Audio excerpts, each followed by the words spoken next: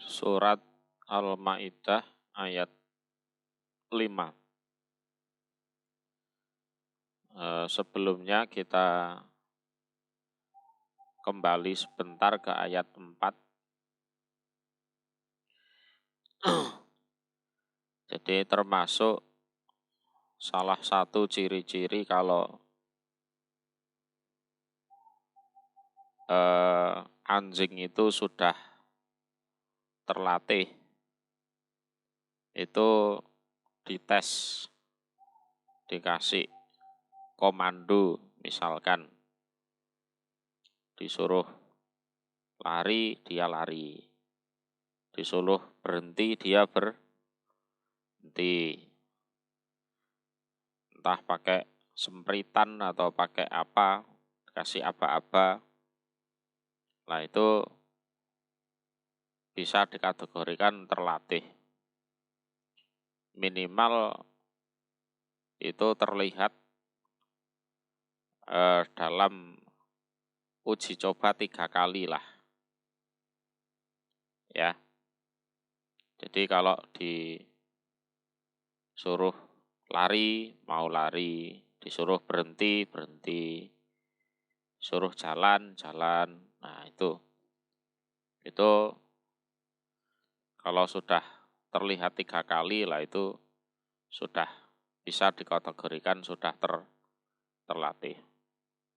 Kalau disuruh berhenti masih lari aja, disuruh lari malah berhenti, lah itu namanya belum terlatih. Oke, sekarang ayat 5. A'udzu billahi minasyaitonir rajim. Bismillahirrahmanirrahim. Al-yauma, di hari ini, uhilla, dihalalkan, lakum, untuk kalian, opo at-thayyibat, berbagai macam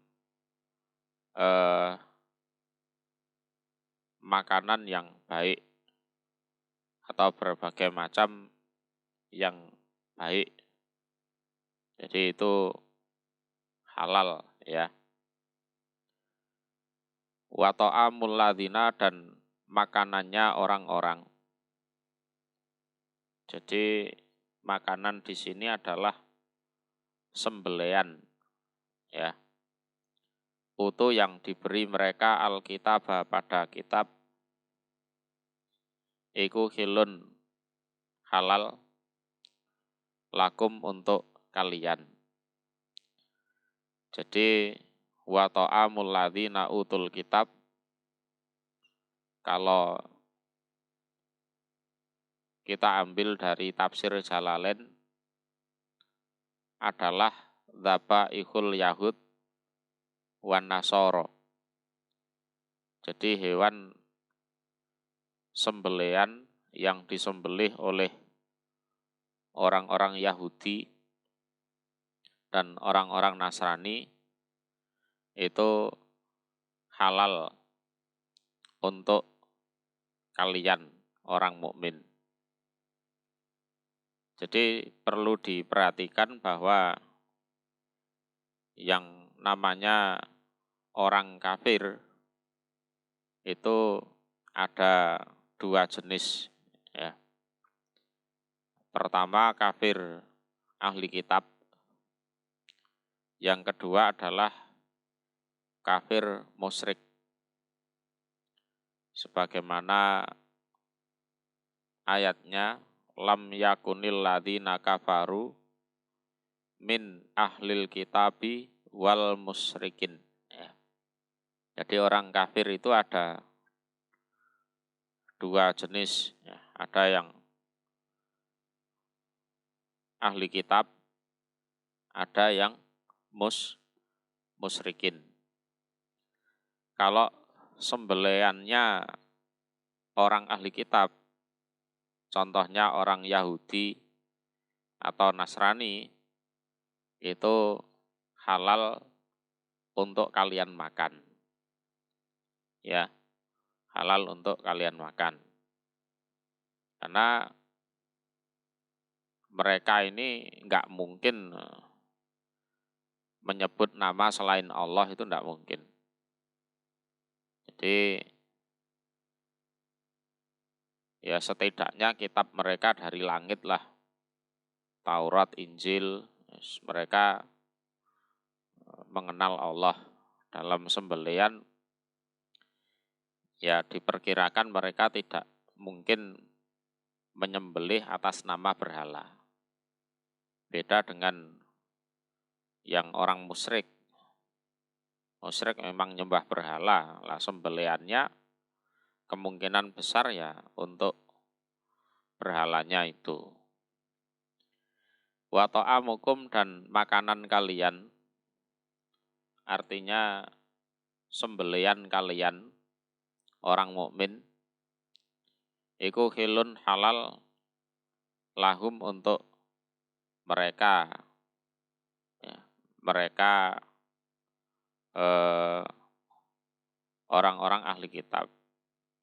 Dan juga sebaliknya, ya, kalau kalian nyembelih, tentunya kan nyembelihnya dengan nama Allah. Itu ya halal untuk mereka, orang-orang ahli kitab. Wal muhsonatu, dan wanita-wanita yang terjaga. Wanita-wanita yang terjaga. Bayani minal mukminat, dari wanita-wanita mukmin. Wal muhsonatu, dan wanita-wanita yang terjaga. Minal ladina, dari orang-orang, dari golongan orang-orang. Utu, yang diberi mereka Alkitab pada kitab. Min qablikum, dari sebelum kalian, itu juga halal untuk kalian nikahi. Jadi kaliannya adalah laki-laki, ya. Idza ataitumuhunna, ketika memberikan kalian hunna pada mereka, para wanita, baik mukmin maupun ahli kitab, ujurahunna, pada mas kawin mereka. Ujur itu kan maknanya upah atau ongkos, tapi maksudnya adalah mas kawin. Muhsinin, dengan orang-orang yang terjaga. Jadi orang-orang lelaki yang terjaga. Ya nikah betul. Jadi nikah betul. Ada mempelainya, laki-laki perempuan. Ada walinya, ada mas kawinnya, ada saksinya. Itu. Ghaira musafihin, selain orang-orang yang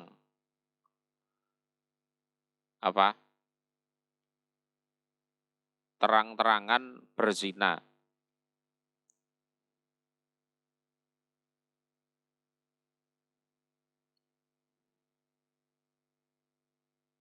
Jadi mu'lini nabi zina bihin. Jadi orang-orang yang memang terang-terangan berzina. Dan zinanya ini liar. Ya seperti datang ke lokalisasi itu. Kalau soal bayar ya bayar. Tapi kan nggak ada wali, nggak ada pernikahan. Gitu.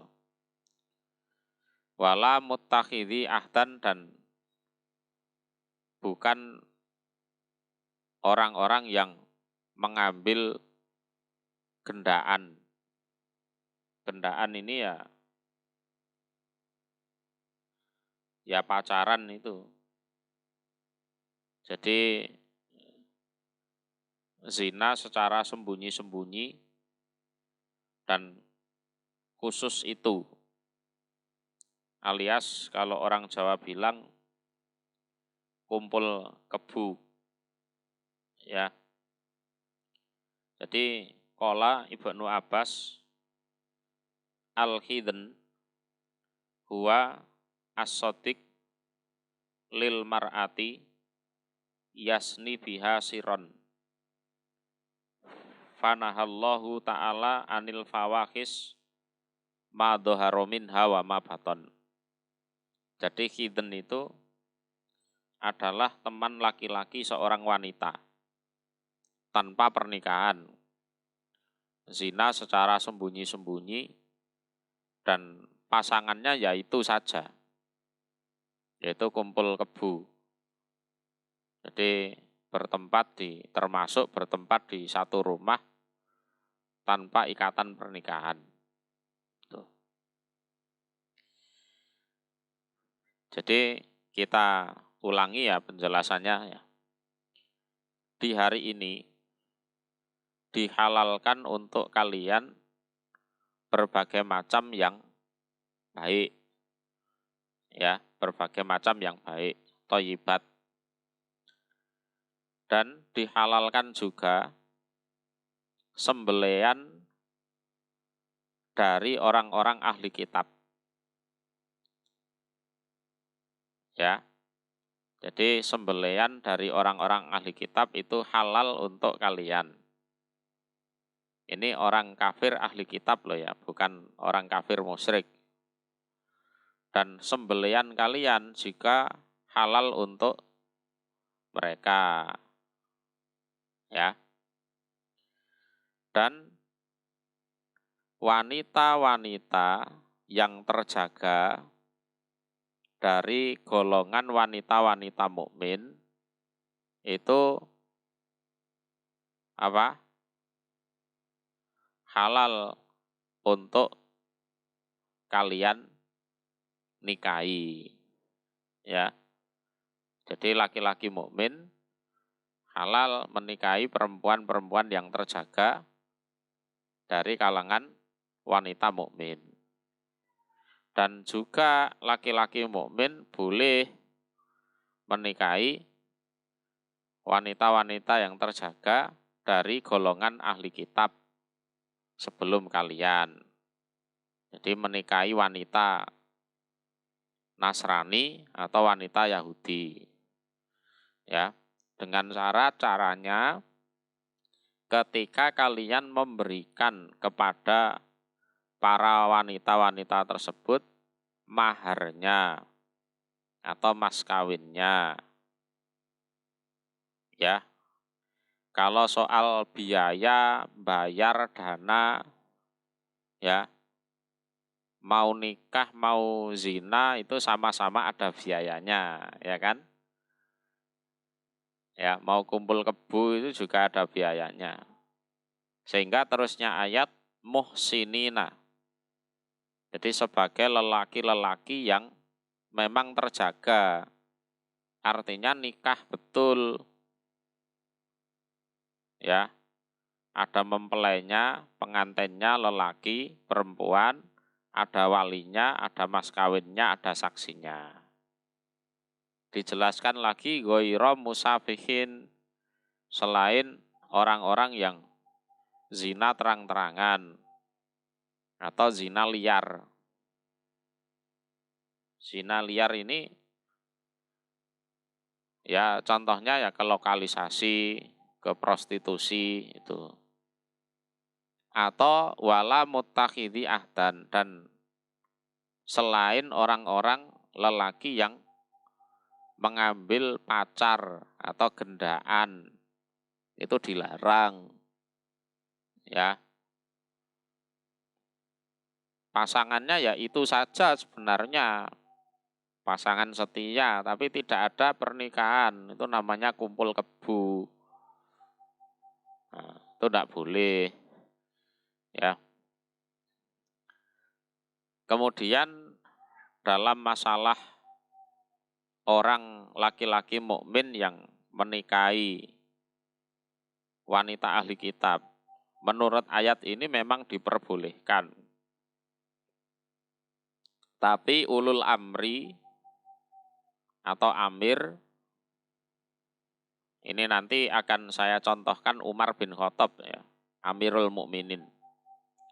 Itu pernah melarang salah satu sahabat pada saat dia menikah dengan wanita Yahudi. Jadi walaupun ayatnya memperbolehkan, tapi amir berhak untuk melarang. Karena berbagai hal yang sifatnya untuk kemaslahatan. Dulu Umar bin Khattab pernah melarang salah seorang sahabat yang menikah dengan perempuan Yahudi. Lah, sahabat tersebut ya agak bantah. Wong ayatnya boleh kok. Kenapa kok sampean melarang? Nah, terus adu argumen di situ, singkat cerita, sahabat tersebut bersedia ridho menceraikan istrinya yang Yahudi itu. Gitu.